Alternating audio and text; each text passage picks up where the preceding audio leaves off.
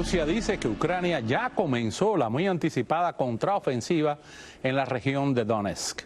Desde Moscú aseguran haber replegado el asalto ucraniano, abatiendo a unos 250 soldados durante la confrontación inicial. Sin embargo, desde Kiev, el presidente Zelensky asegura que Rusia solo juega a la desinformación. Veamos el siguiente reportaje. Rusia afirmó el lunes que repelió una ofensiva ucraniana a gran escala en la región de Donetsk. Según el Ministerio de Defensa, los hechos ocurrieron la mañana del 4 de junio en 5 sectores del frente. Las operaciones infligieron pérdidas significativas al enemigo mediante ataques aéreos y fuego de artillería en los asentamientos de Neskushne en la República Popular de Donetsk y Novodarovka en la región de Zaporilla.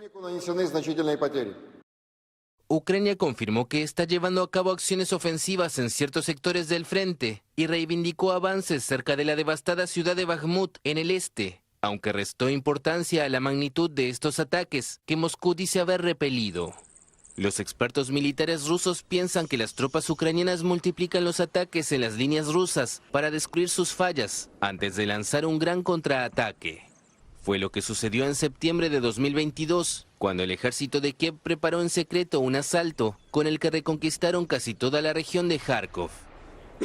Así están las cosas sobre el terreno en Ucrania, pero la guerra sigue filtrándose cada vez más hacia el lado ruso de la frontera. Otra incursión en territorio de Rusia provocó la evacuación de civiles y gran preocupación para los gobernantes de esas regiones. ¿Será verdad? Vean el reportaje. Estas imágenes publicadas por la Legión Libertad de Rusia muestran supuestamente cómo sus combatientes ingresan a un pueblo en la región rusa de Belgorod. Junto al cuerpo de voluntarios rusos han reclamado la autoría de varios ataques en suelo ruso. Los grupos dicen haber capturado a soldados rusos y que los entregarán a las autoridades ucranianas. Ahora que los combates y ataques de artillería se registran también en el lado ruso de la frontera, miles de personas buscaron refugio en la ciudad de Belgorod. El gobernador de Belgorod insta a la gente a evacuar la región fronteriza. Shevekino ha sufrido ataques reiterados de artillería desde el otro lado de la frontera y los combates en Novaya Tobolshanka continúan. Los ataques en suelo ruso han llamado la atención de Yevgeny Prigozhin, el jefe del grupo de mercenarios ruso Wagner y crítico habitual del liderazgo militar en Moscú.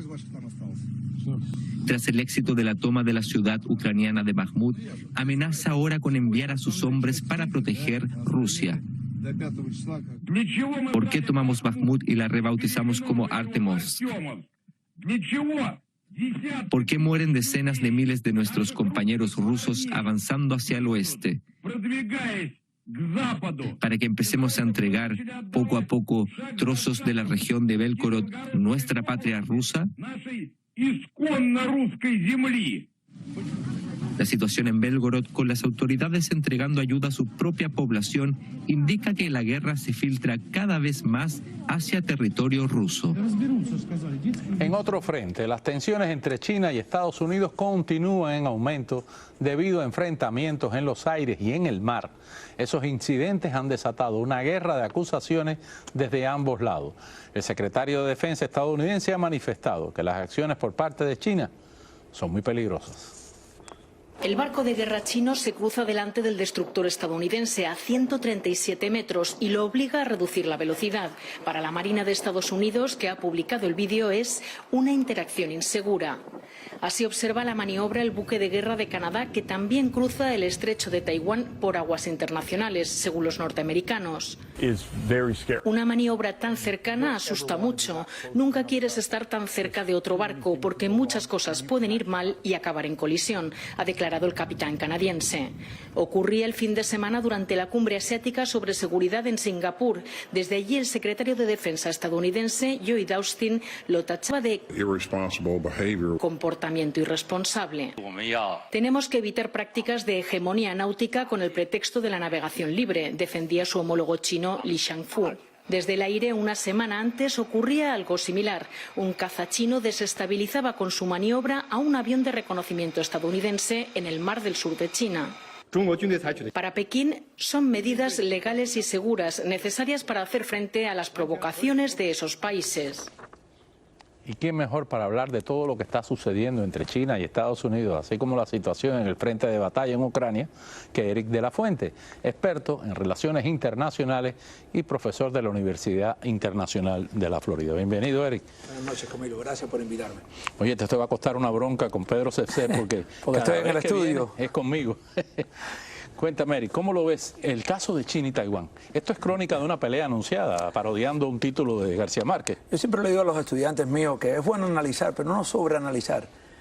Hay que escuchar. El gobierno chino ha dicho claramente, especialmente desde que está Xi Jinping en el último Congreso del Partido Comunista Chino, que Taiwán, ellos pretenden unificarla. O sea, que no van a renunciar a Taiwán de ninguna manera. Es la prioridad número uno de la política internacional china. Y claro que pretenden hacerla por forma no bélica porque creen que, por ejemplo, en las próximas elecciones en enero hay un candidato más pro-chino para tener cierto control, pero que si no lo iban a hacer de otra manera. Yo creo que en algún momento, y vemos que China siempre está probando cómo reacciona a Estados Unidos, vamos a ver alguna acción. Eso no quiere decir necesariamente una invasión, como piensa la gente, pero puede ser un bloqueo.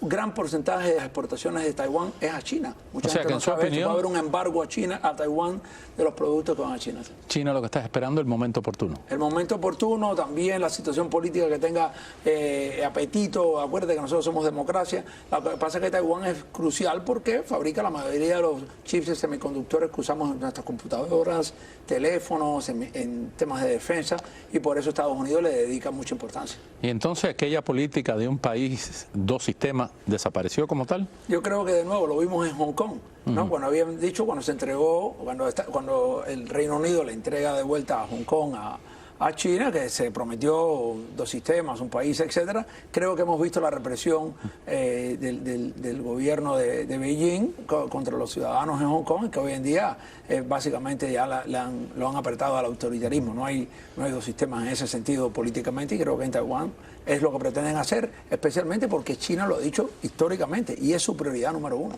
Y en el caso de este avión caza que le vuela por delante a un avión estadounidense, o este barco que se mete en la ruta del otro buque, se ven de frente, ¿esto puede agravarse más o son experimentos puntuales de China con Estados Unidos? Son provocaciones, sin duda, pero lo que pasa es que al final existe también el error humano por encima de toda la tecnología que tengamos, y cualquier error así puede acabar en una situación complicada, y algún accidente complicado, pueden morirse personas de ambos lados, y eso puede escalar una tensión que hoy existe. La relación de Estados Unidos y China hoy en día están en sus niveles más bajos, y de hecho inclusive muchas veces de la comunicación también.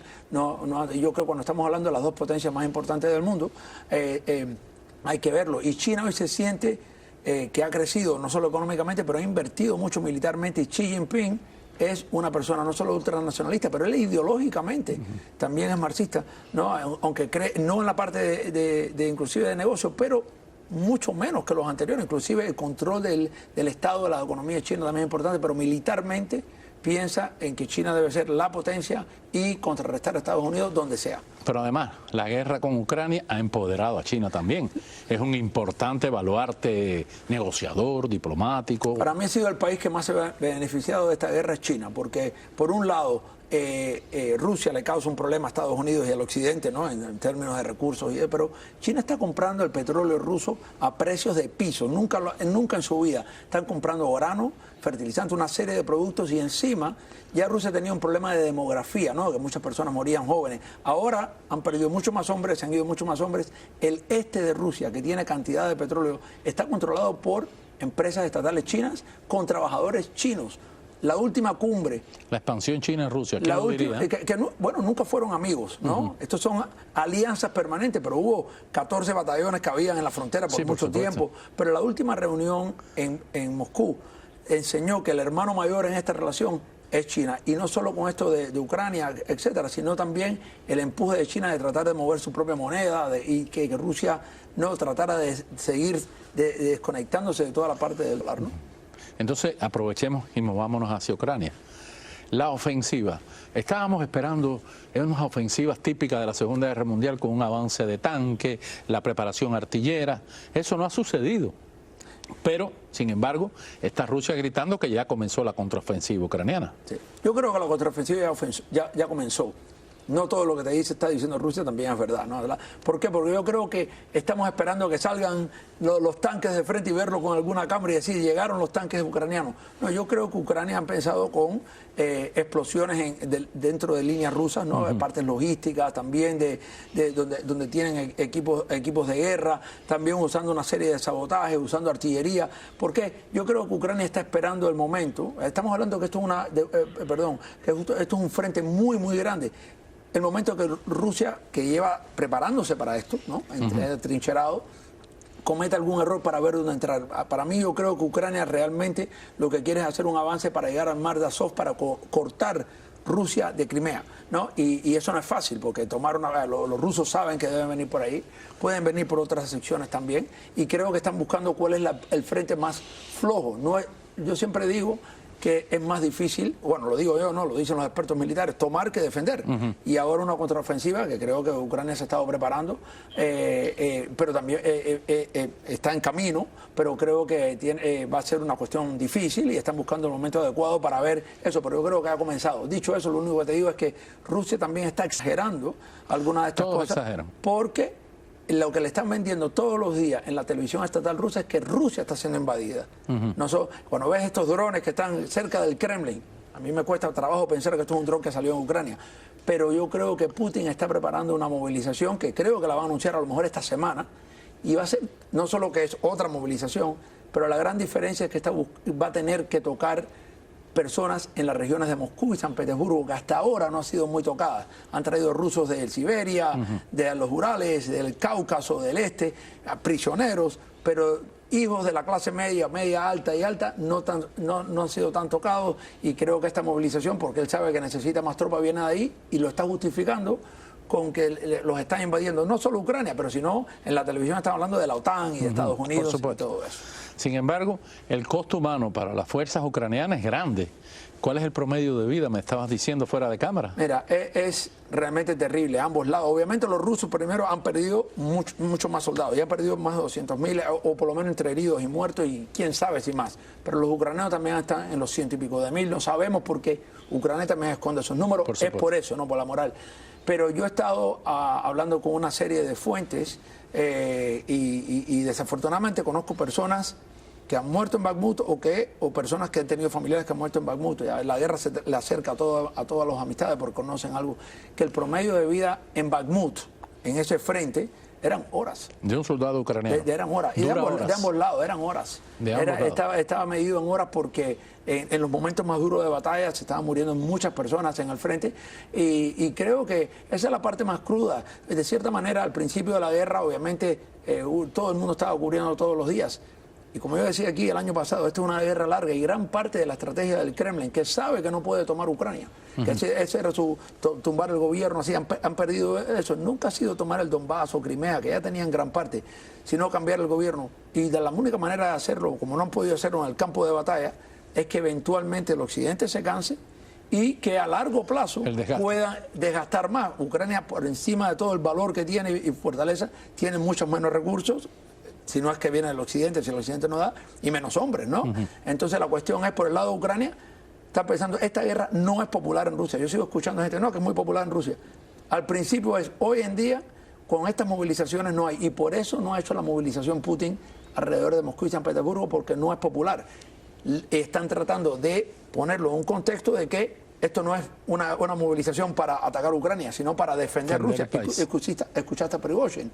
¿Por qué no estamos defendiendo Rusia? Etcétera. Y esta idea de que el Kremlin hablemos de Prigozhin, del grupo Wagner, que son estos mercenarios, no tropas regulares, sino los mercenarios. Ellos dicen que han tomado terreno, que ahora se han cedido al ejército ruso y que el ejército ruso no lo puede defender.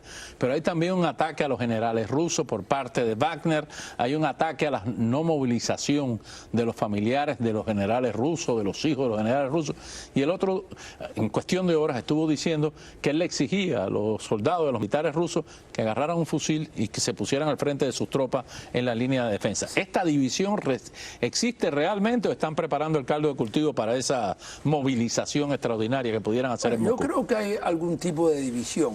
en el sentido, sacaron un video el otro día de la hija del ministro de Defensa en Dubái, en un barco, dijo que si no mandaban los hijos al frente, y no solo de los generales, pero también ha estado hablando sobre los oligarcas, que están viviendo la vida, que va a haber otra revolución rusa, etcétera. Yo creo que aquí, y es difícil ver, ¿no? Un poco, pero a mí me parece, porque cuando una guerra en Rusia no es muy popular, el gobierno ha tenido problemas históricamente, siempre, ¿no? históricamente. Y creo que Putin está viendo todos los diferentes líneas de poder que pueden estar ahí, y el grupo Wagner le da como una contrapeso por si hay algún problema en las Fuerzas Armadas. A Putin lo protege una guardia especial, no lo protege ni la inteligencia rusa, hay una guardia especial para Putin, que de hecho está dividida en 2 guardias especiales para Putin.